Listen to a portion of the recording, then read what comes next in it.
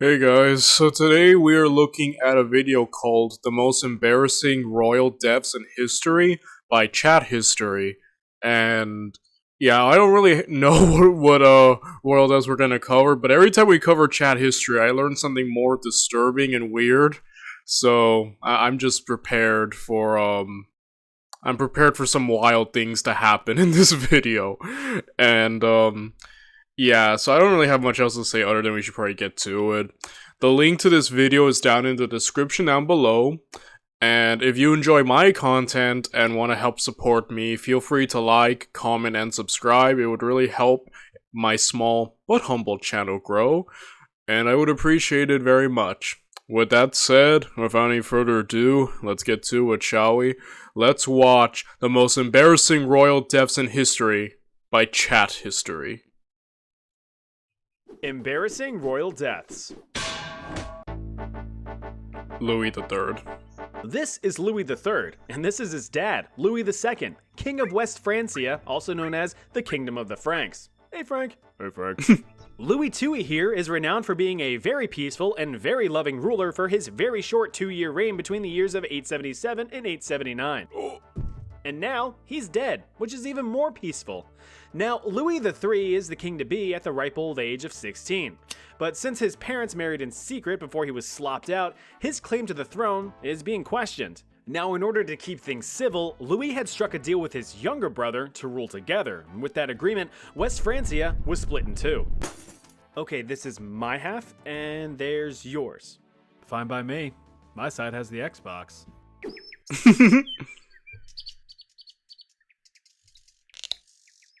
Louis III got the north, and his brother, Carloman II, got the south. Together, the two brothers fought off any would-be usurpers from East Francia who contested their reign.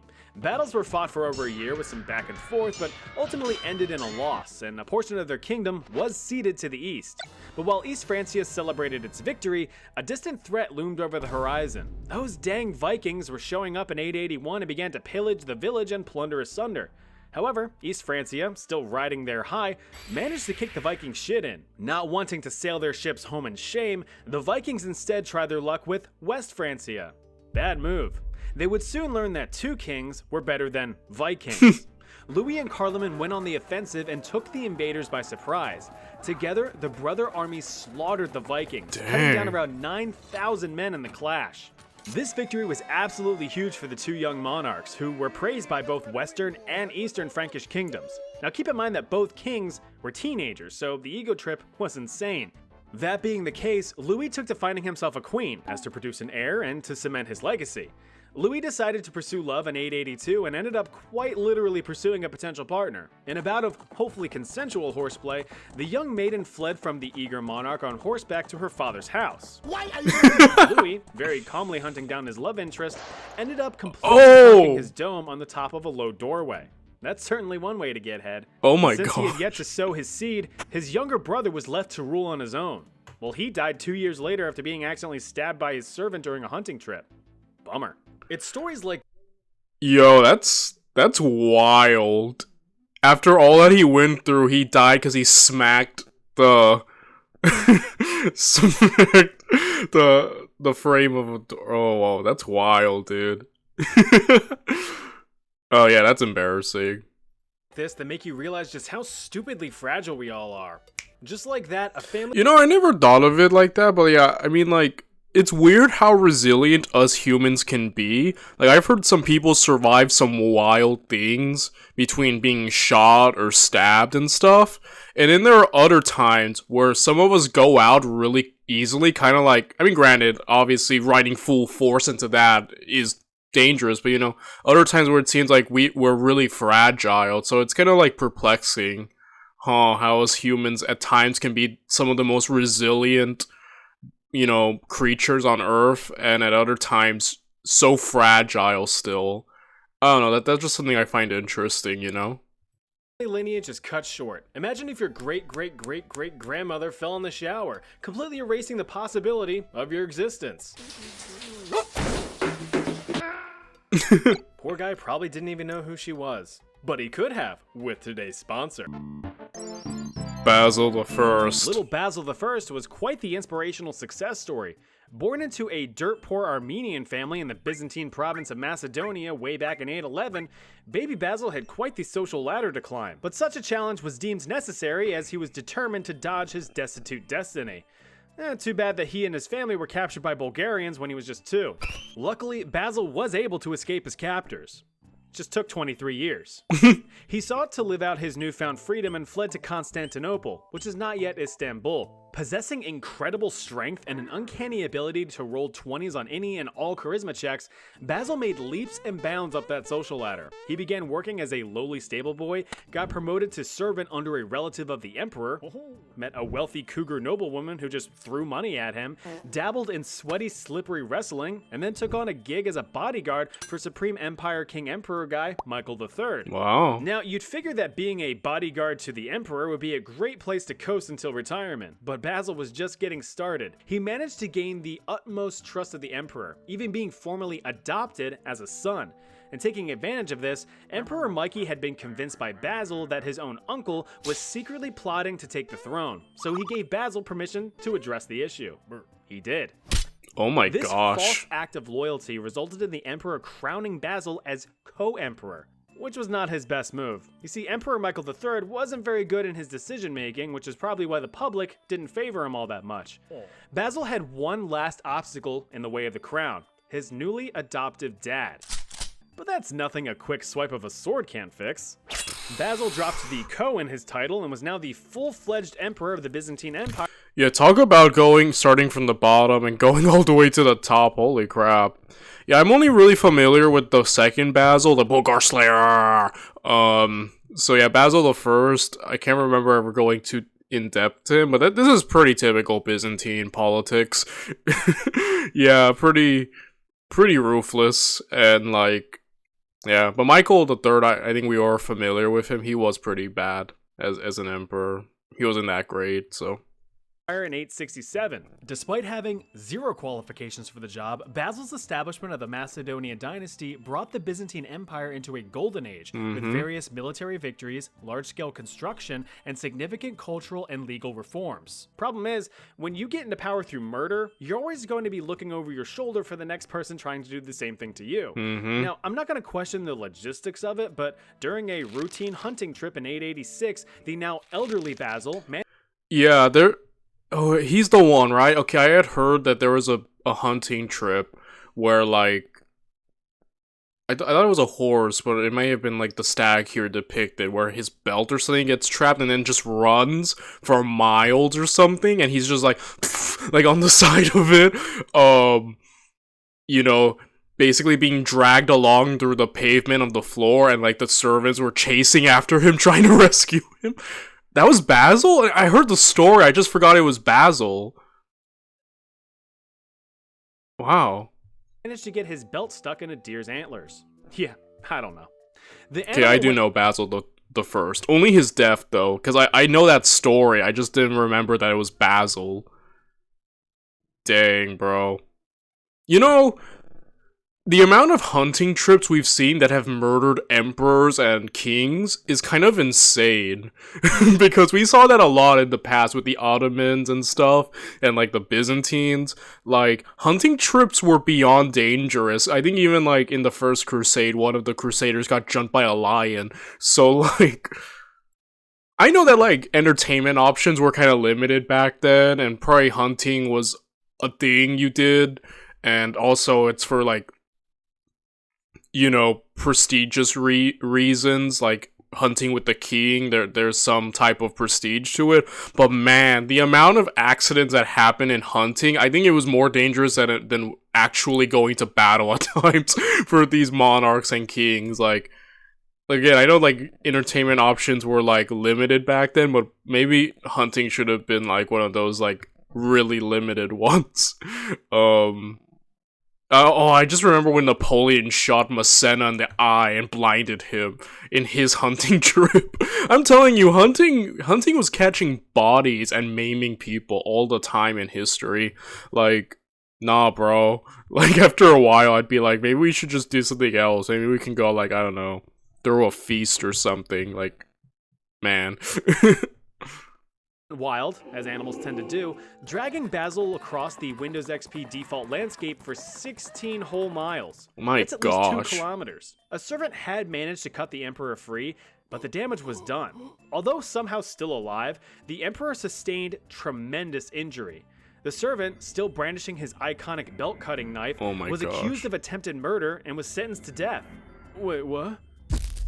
Oh. Emperor Basil I died a bit later from his infected wounds. Dang, dude. Edmund Old Ironside. Edmund Ironside was King of England for a whole 7 months in 1016 after his rad dad Athelred II died under unknown circumstances. Poor Edmund rose to power at a pretty bad time. Those gosh damn Vikings were gaining a foothold in England, and they needed a stern talking to at the very least. Not just any Vikings, though. These were Danish Vikings, which were much more formidable, flaky, and flavorful. The 26-year-old king fought back hard against the Viking invaders, throwing whatever English forces he could at them, and saw quite a few victories, granting the king the nickname Ironside for his resilience. But even though he won a few battles, he had yet to win the war. The final conflict, the Battle of Asandin, near modern-day Essex, ended in Danish victory, where there was much rejoicing and many crumbs. Following this English loss, a treaty was signed by King Edmund and Viking King Canute. Canute, being a real Canunt, agreed to allow Edmund to continue his reign, but only with the control of Wessex, the heart of Anglo-Saxon England. All English land north of the River Thames was now under Danish control. Now, there was a special stipulation that stated whichever king died first, the other shall inherit the whole country. That sounds like great motivation for assassination plot. Dude, that's a weird clause to put in. Wait, let me read this. Okay, by this treaty, all England is accepted control by Canute, and when one of the kings should die. Yeah, that's a weird stipulation to put in an agreement.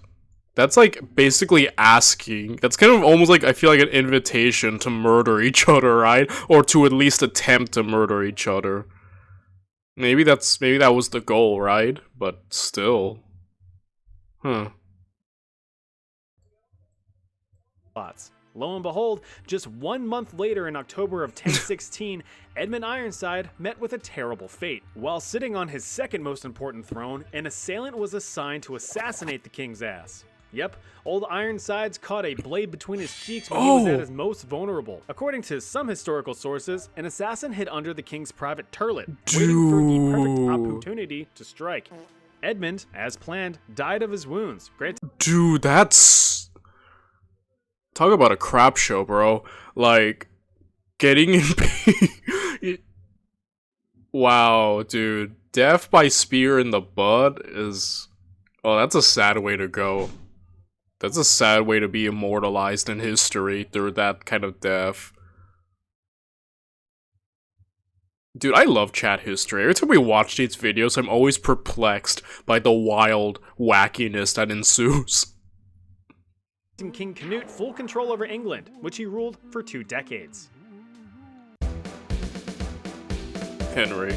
Being the youngest son of 4 to William the Conqueror, Henry I didn't even have a chance at becoming a Burger King, let alone any kind of respected monarch. When Daddy William logged off the server in 1087, the late king's possessions were divided as such. His eldest son, Robert, inherited Normandy and was made duke. His second son, Richard, got nothing. He was dead. From a hunting accident, no less. I'm telling you guys, hunting.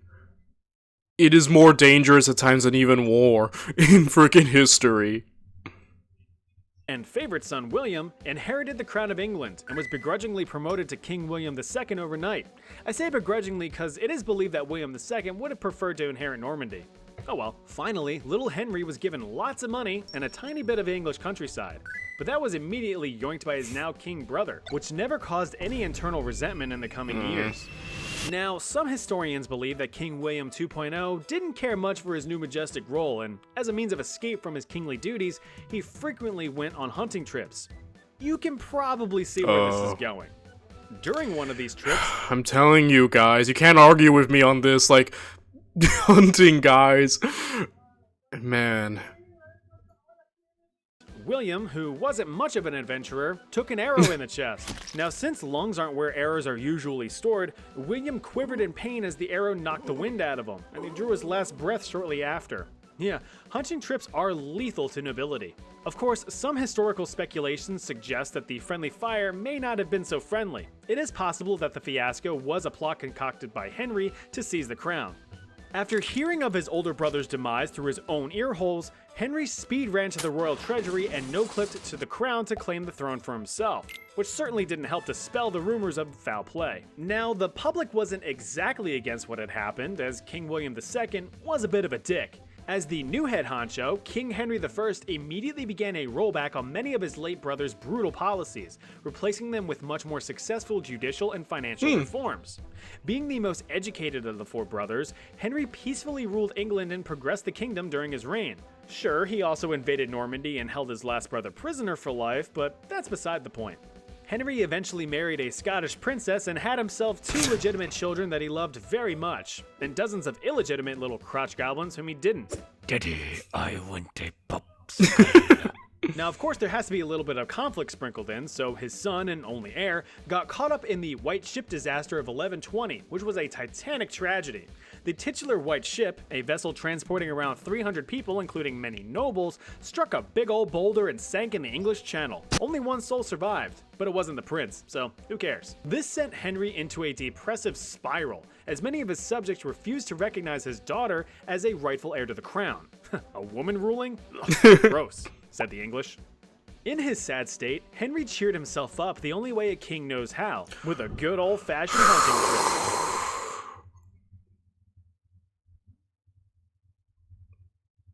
We need to stop with the hunting, guys. I know that entertainment options were limited back then, but come on, there's surely something fun. We could find something other than hunting, something safer. It's kind of like when people go caving, I'm like, heck no, bro. Or skydiving, I'm like, nah, bro. Like, there are surely safer alternatives. Come on. Come on. But on this trip, Henry gorged himself on lamprey. You know, those weird little wiggly sucking teeth fish? Yeah, apparently those were a delicacy. Oh, ew. Despite numerous warnings from his physician to cut it out, Henry continued to chew through the little suckers like candy. Your Majesty, that's a bit much, isn't it? King Henry I contracted food poisoning and died from the illness a week later in 1135 at the age of 66, bringing an end to the Norman dynasty. That sucks. King Charles II was an asshole, which is why history remembers him as Charles the Bad. Having been born and raised in France and descending from a line of French rulers, Charles felt destined to be the big baguette in charge one day, and when his mother, who was the only daughter of former King Louis X of France, faded from existence, Charles received his inheritance, the paltry kingdom of Navarre, a pathetic spit of land in northern modern-day Spain. This sad excuse for a kingdom was an insult to his name. An insult he would never forget. Although now a king at the age of 17, Charles continued to spend his time in France, hoping to build enough influence to gain recognition for his claim to the crown. But he wasn't successful. He would spend the next several decades double-crossing, manipulating, and backstabbing his way through life, pitting England and France against each other during the 100 Years' War. He had deceived, murdered, and betrayed for the sake of gaining power. He eventually helped spark a revolution in France. No, not the French Revolution. That's not for a while. This uprising was the Jacquerie, a peasant rebellion in 1358 against French nobles.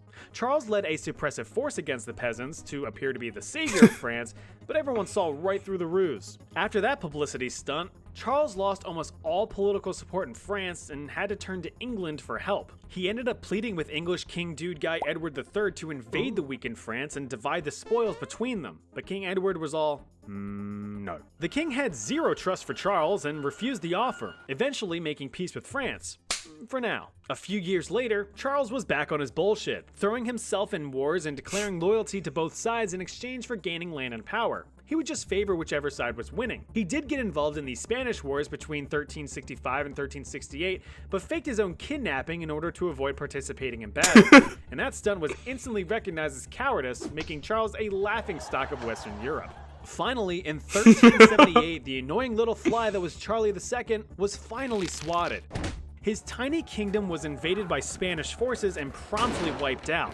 Charles sought refuge in France and was forced to surrender in shame. Although he retained his crown, he had no power whatsoever. 9 years later in 1387, Charles the Bad fell ill and was pretty much immobile. His doctor prescribed that his body be wrapped in alcohol-soaked linen sheets, and these sheets were sewn around his body each night to promote any healing. Well, one night when finishing up her king sewing duties, a maid had no scissors to cut the last thread of the linen. There were no blades to be found that could finish the job. So, what do you think she did? She left to find scissors, use a lit candle. She subscribed. She used her Oh no. I see the candle. Oh no. Time's up. The correct answer was B. In a moment of completely terrible judgment, the young maid resorted to using an open flame candle to melt the thread off. Oh my gosh. Charles II, who wanted to be a French king so bad, was promptly flambéed in his bed as the maid panicked and fled. Dude, that sucks. Holy crap. Yeah, that was a really bad call. Let me use fire, bro. That was really bad judgment. Holy crap. Henry II of France was a decent king between the years of 1547 up until his death in 1559. Nothing spectacular, but decent. He's remembered as an advocate for keeping the Catholic faith in France and suppressing them smelly Protestants. He had quite a few either burned at the stake for heresy or had their tongues cut out so they couldn't talk trash about Catholicism. Perhaps his bigger claim to fame, though, was his participation in ending the Italian Wars, which waged across 65 years. With the signing of the Treaty of Cato Cambyses, the deadly wars were finally at an end, and there was much rejoicing. One particular event of celebration was conducted by our subject, King Henry II. To commemorate the end of the wars, as well as his daughter's marriage to King Philip II of Spain, Henry held a jousting tournament. You know, that silly medieval sport where two men hold long wooden poles on horseback and just charge at each other trying to knock the other off. Yeah, I don't get it either, but hey, it's way more entertaining than baseball. Anyway, King Henry II held the tournament on June 30th, 1559 and took it upon himself to participate as a challenger. Perhaps the last bad decision of his life. Set against his own captain of the King's Guard, the two set off to consensually jab their long sticks into each other. With the ASMR pleasures of a wooden crunch, the captain's lance hit its target and shattered upon impact, as they're designed to do. Problem was, some of the splintered wood decided to nuzzle itself right into the king's eyeball for oh my god, okay, I'm sorry, you're fine. Oh, that sucks, dude. Yeah, I've heard of jousting incidents, but that one's unique. Dang, bro. Wow. You're fine, you're okay. Royal surgeons raced to the king's aid, but were unable to treat the wound. He's gonna be okay, right, Doc? Tough to say. Problem seems to be this big old piece of wood here. I highly recommend he rest up for a few days, and we'll see what happens. Aren't you gonna remove the wood? I'm sorry. I was unaware that you were the royal surgeon. The medics failed to properly treat the king's wounds, which only got worse over the next few days, leading to severe infection. I may have been wrong. King Henry II splintered off from this world on June 10th, 1559. What a bunch of silly stuff, right? I have more ridiculous royal deaths on the list, so if you do want centuries of hard... Alright, so that was the video. My goodness. Man, that sucks. Going out. Some of these ways to go out are so, like, undignified. It's actually kind of like, oh, that sucks. You went out like that, you know? But oddly enough, morbidly fascinating. I really love chat history. Every time I watch his videos, I learn something so morbidly disturbing. It's like he's really good at that. So yeah, I should end the video right here, and yeah, we'll start something new tomorrow. But overall, another great video.